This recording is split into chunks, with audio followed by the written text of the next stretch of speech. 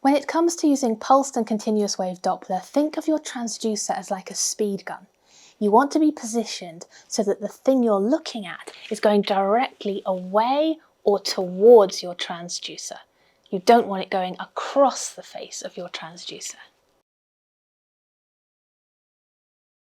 So let's say you wanted to get a pulse wave trace in the left ventricular outflow tract. Maybe you suspected subaortic stenosis in a dog or dynamic outflow tract obstruction in a cat.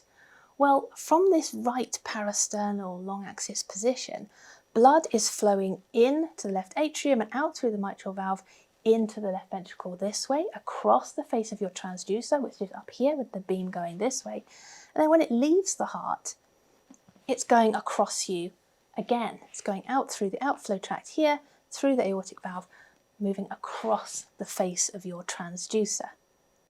So positioning your pulse wave gate here in the outflow tract is not going to give you a meaningful, measurable trace. For those of you who do abdominal ultrasound, yes, there is such a thing as angle correct, but we never use that in echocardiography, and even when you do use it in abdominal ultrasound, you shouldn't do it above 60 degrees. In this case, hopefully you can see that blood is flowing actually at 90 degrees to our beam, so we would never use angle correct in this instance.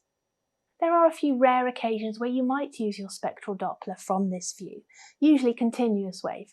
Say you had a very eccentric jet of mitral regurgitation that was coming through here and hitting this back wall of the left atrium. It was almost vertical. Well, in that instance, yes, you would be aligned quite nicely with it and you probably could take a continuous wave trace. Similarly, with the aortic valve, if the dog had aortic regurgitation and again, a very eccentric jet that was perhaps coming down and impinging down onto the septal leaflet of the mitral valve, well, again, you might find that your alignment is quite good and you could put a Doppler beam down there. But remember, always think of it as that speed gun. Are you looking directly down that jet? If the jet's cutting across you, then it's really not measurable. So remember, when you're starting out with Doppler, always think about the alignment of your transducer with respect to the jet you're trying to measure, not your image. Just because you can see the structure that you want to take the blood flow from, that doesn't mean it's the optimal position to take it from. And that is why we have so many different views in echocardiography.